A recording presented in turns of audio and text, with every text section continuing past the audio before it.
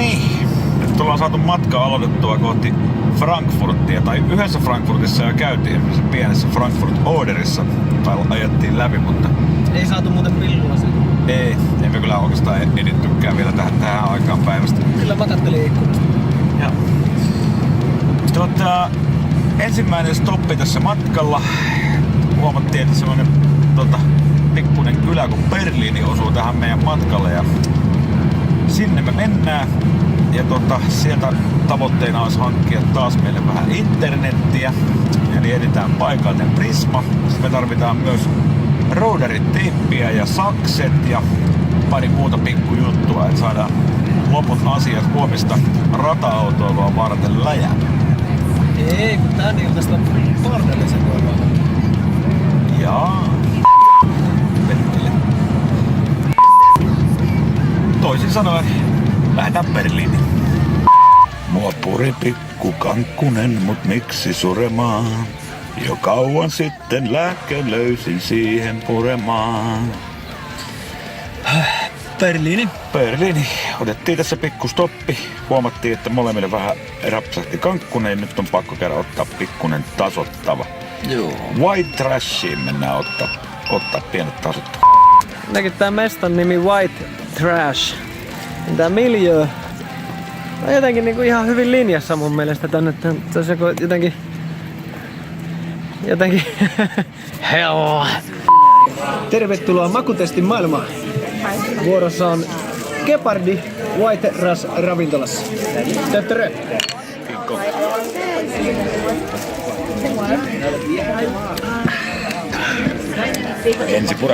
Ensi purasu. Ei paha. Ihan hyvä kalja. Erinomaisen hyvä auki. Jos ei kankkunen tällä lähde, niin ei lähde millään. Karpolla on asia.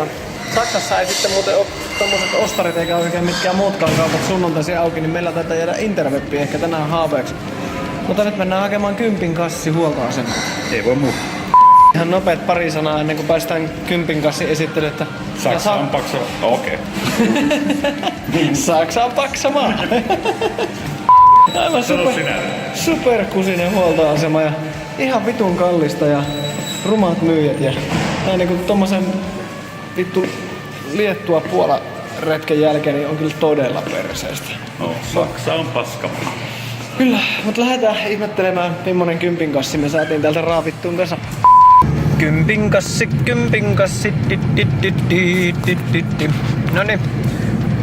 Ollaan päästy Saksaan ja ulos Berliinistä ja eihän täällä vittu ollut mikään kauppa auki sunnuntaisin, niin 10 kassi kasautui tänään huoltoasemalta ja täytyy sanoa, että aika vitun laihaksi jäänyt tällä kertaa meidän 10 kassi, nimittäin siellä on yksi ainoa tuote ja on tää tietysti vähän tämmönen suomalaistyyppinen 10 kassi nyt, elikkä Sixpack Berliner Kind Pilsneriä Premium lukee, siinä on 6 kappaletta 6 kertaa onko nää nyt sit 0,33 joo voltteja 5,1 semmonen 10 kassi, ei kauheasti esiteltämään tällä kertaa, mutta kai näillä nyt tämä matka tonne Frankfurtiin menee ja terve!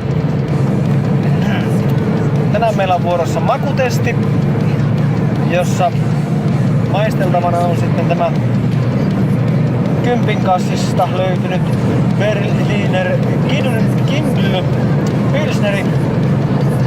Juhis tuossa vieressä vaan painaa paaterona tässä autopaanaa menemään, niin minä suoritan nyt tämän makutestin sitten. Oi.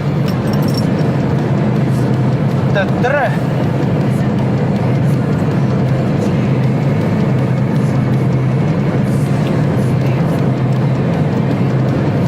Kyllä se kaljalta maistuu. Ei tämä nyt ihan karhua ole, mutta kaipa se tässä editointijuomana menee. Hyvää päivää, ollaan Jenassa, jossain päin ihan vitun keskellä Saksaa ja ohjelmistossa on ruokapaussi ja kissojen kuvausta. Noniin, keskellä Saksaa ollaan ja lähdetään syömään. Jenan pirkkotarjonta ei kovin kummonen ollut. Muutama kissa matkalla sapuskapaikalle saatiin kameralle pongattua, mutta that's it. Safkaksi valikoitui italialaista menuuta tarjoileva pikkuputikki, josta Turunen, eli meikäläinen tempaisi pasta carbonaran ja Juhis muina miehinä otti jonkun, minkä nimeä mä en enää muista. Seuraavaksi painumme vittuun tästä kylästä. 700 kilsaa takana. Toi ajoi 100 ja mä ajoin 700. Ei pidä paikkaansa. Riku ajoi ensimmäiset 100 ja minä loput 600. Mut mä tein siinä edittiä. Joo, Rikulla oli muuta puuhaa. Me ollaan saavuttu nyt tänne Hauptbahnhofille Frankfurtiin, eli rautatieasemalle. Mennään katsoa, jos täällä olisi joku kauppa auki, että saataisiin loput tarpeistot. Editään wifi-baari, että saadaan eilinen video pihalle. Sitten sen jälkeen, kun tää kylä on mulle vahvasti tuttu, niin mä käyn näyttämässä Rikulle vähän paikkoja. Mennään pyörähtää toi punaiset lyhdyt tossa ja sitten sen jälkeen mennään Baarikadulle Sachsenhauseniin loppuillaksi, josta me metskataan meille vielä hotelli.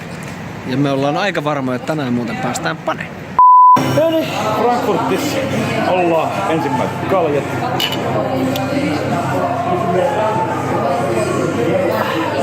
Ensi purata. Millainen päivä sulla on huomenna? Normipäivä. Ei mitään. Ei mitään. Pitäisikö mennä ihan pöytään? Mennään pöytään.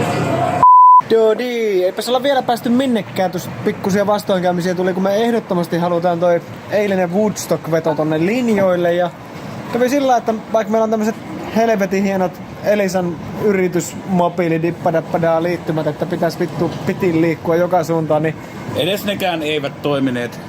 edittiin lähimmäinen baari, mistä löytyy free wifi. Oli tämmönen, mikä sitä nyt on? O'Reilly's Irkko-baari. Joo, rautatieaseman vastapäätä. Ihan kiva baari. Oikein hyvä baari muuten, mutta netti ihan paska. Ei kannata niinku netin perässä sinne juosta, vaikka ikkunassa lukee free wifi. Se on ilmainen, mutta hidas. Perkele. Sitten me pongattiin pari misua siitä baarista, että okei, että olisiko teillä paikallinen kännykkänetti, mitä vois käyttää. No joo, oli, mutta se oli vielä kusisempi.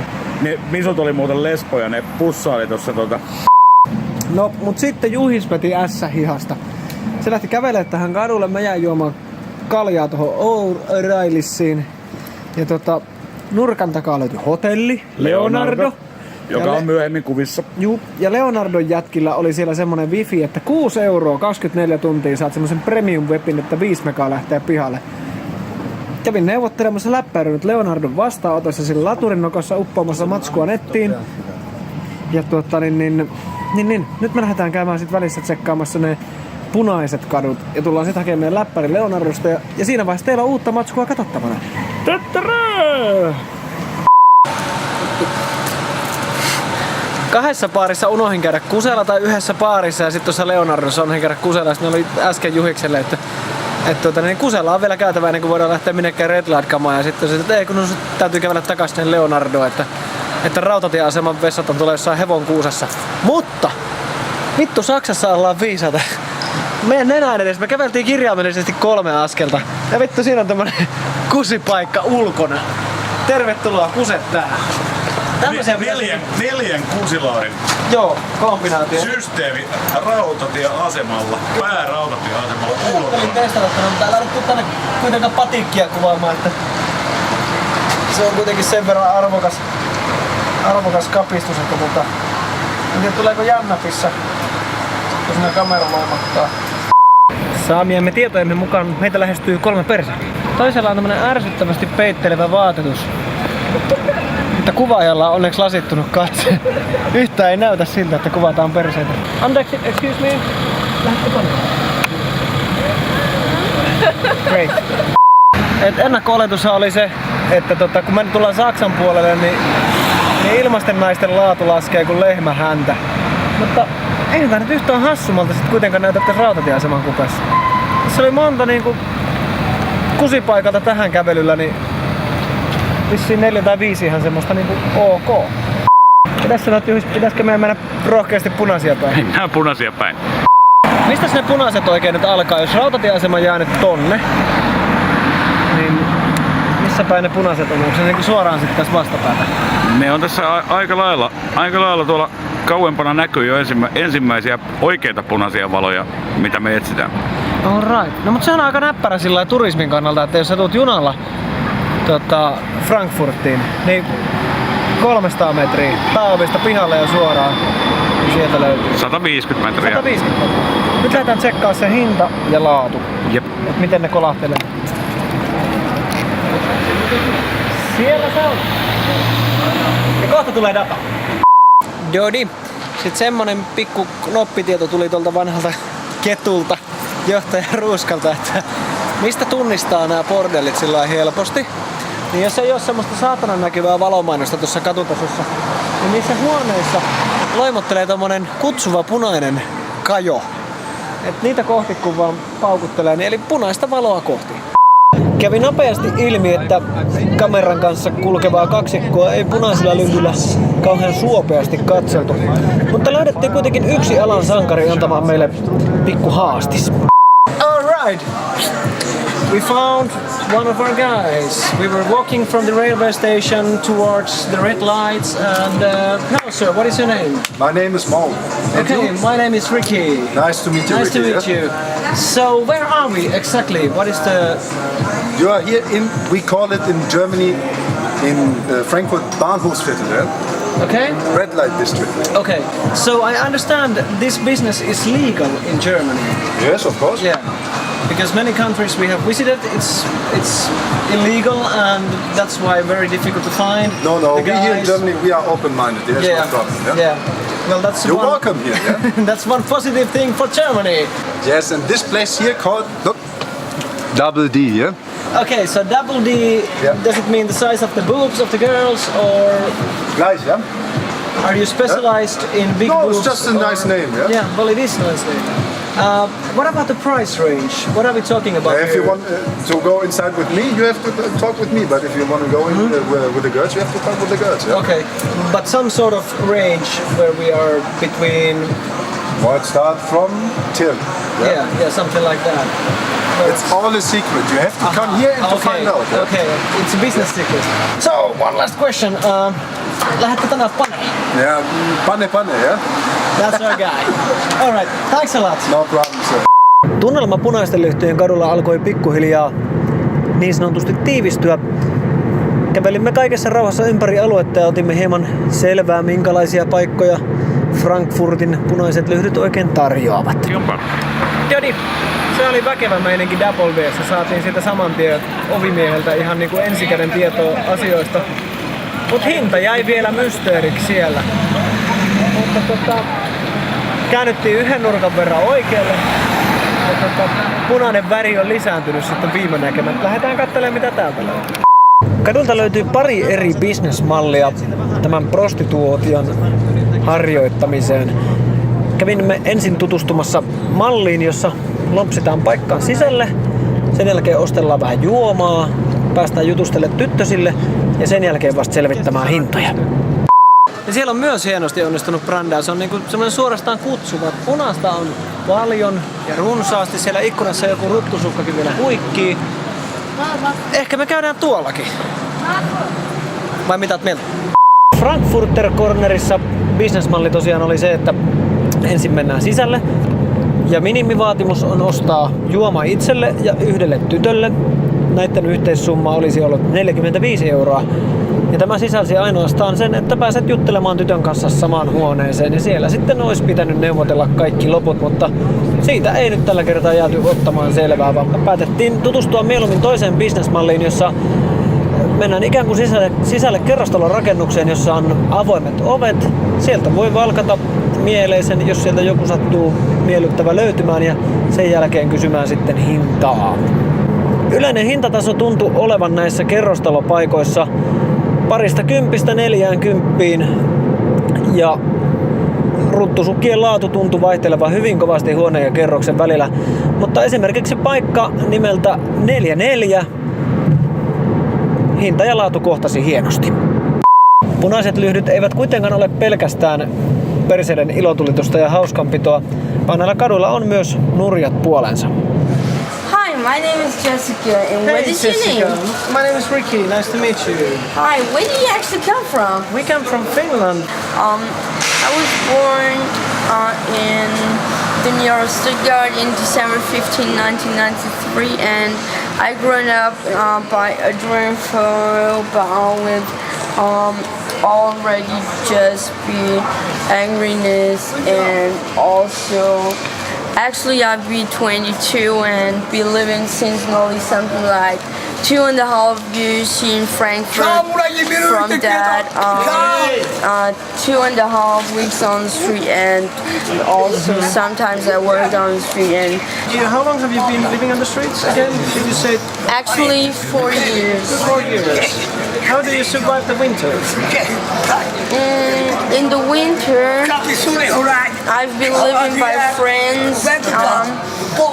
In caravan or in house, that's the reason how I survive.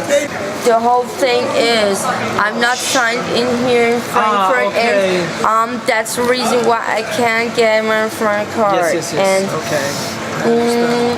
Okay, Jessica. Thanks for coming into this interview, and we would of course like to reward you with thank something. you. Because it's always nice to get the stories from the But streets. what was your name again? My name is Ricky. Punaisten lyhtyjen alueella tosiaan on aika runsaasti narkkareita ja kodittomia ja se tosiaan elämä ei siellä ihan kauhean ruususta kaikilla oo. Punaisilta lyhyiltä löytyy vielä pikku kioski, joka sattuu olemaan auki 2 maissa yöllä ja päätimme sieltä käydä vielä koukkaisemassa yhden punaisten lyhtyjen 10 kassin.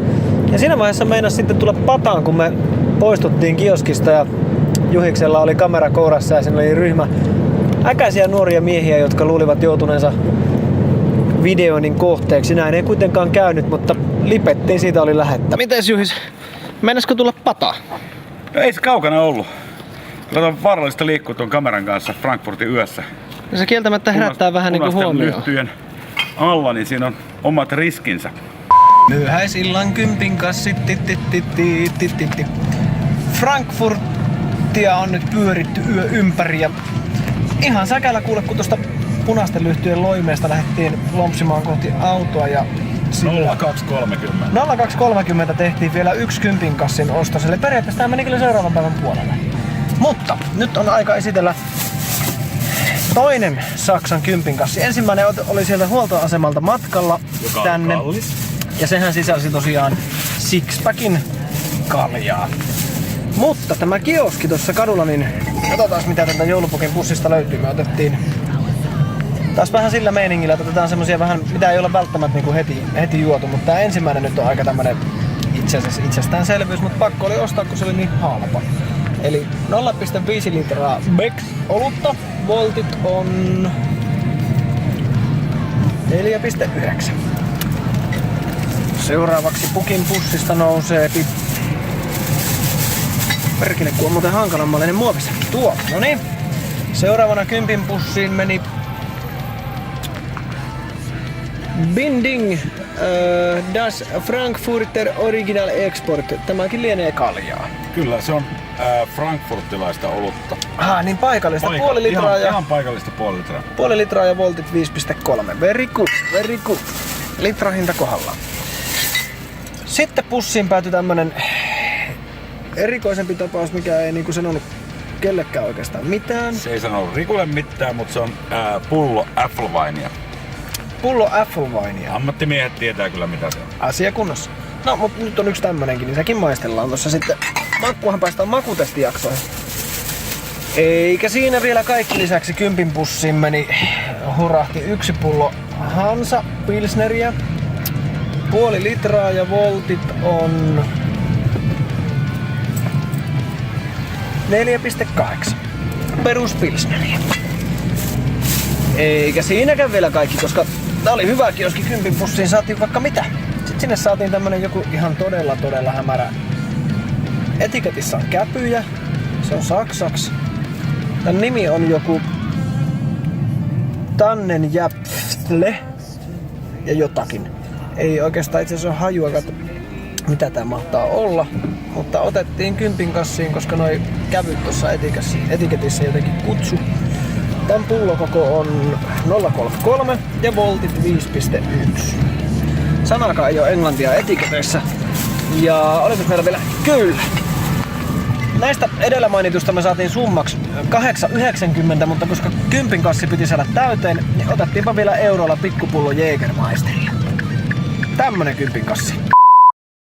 Nyt on pikkasen kiire, kun tuolla oli sen verran paljon katseltavaa tuolla punaisten lamppujen kadulla, että kello on 3 ja baariin pitäisi vielä kerätä, että saadaan jonkunnäköinen baarireportaasi tästä aikaa. Niin Kyllä, ja autonkuljettaja on nyt selvinpäin ja hermo alkaa kiristyä, jos ei niinku edes pikkusen ei baariin. Kello on 3, baarit on vielä tunnin auki Sachsenhausenissa, niistäkin vaan osa kun on sunnuntai, mut nyt on kiire.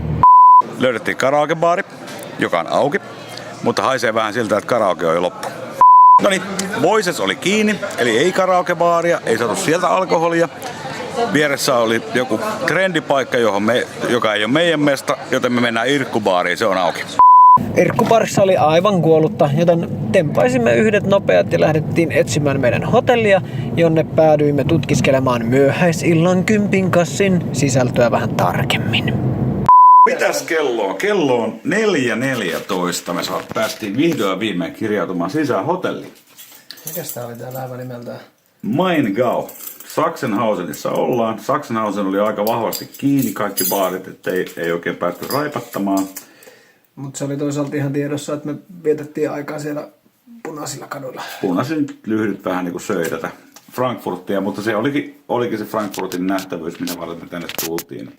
Tässä hotellissa tähän rahaan saa jo ihan oman erillisen suihkuhuoneen. Mutta tää on nyt vähän pieni pettymys, tää meikäläisen nukkumapaikka eli vessa. Tonne en mahu edes minä nukkumaan, ovi kiinni.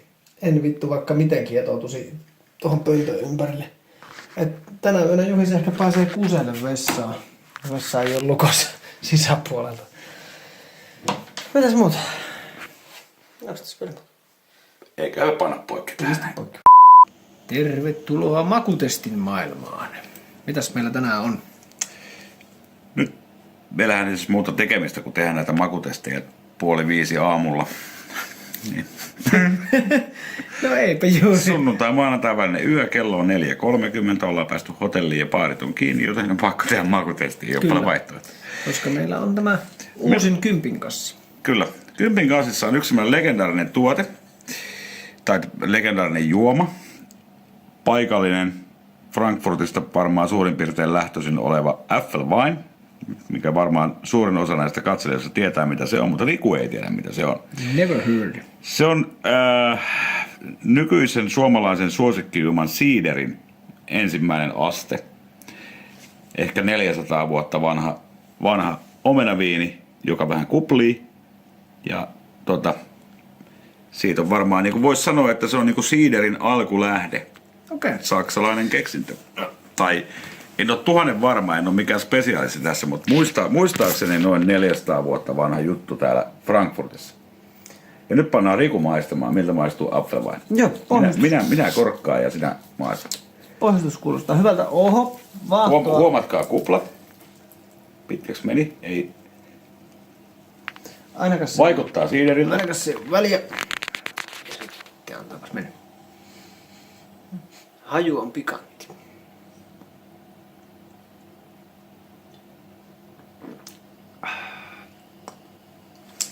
No. Tämähän on hyvinkin niinku semmonen todella kuiva omenasiideri.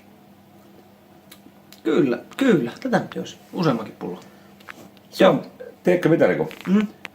Se on kuule täällä halpaa kuin saippua. Joo, tää oli euron pottu tai jotakin semmoista. Kyllä se on niinku kallista, että se saa vielä paljon halvempaakin. Se on baarissakin halpaa kuin saippua. Joo, tää oli ihan jees. Mahtavata. 8 pistettä. Noustasain aamuun lintujen lauluun. Hello. Yö vedetty. Seuraavaksi Dubury.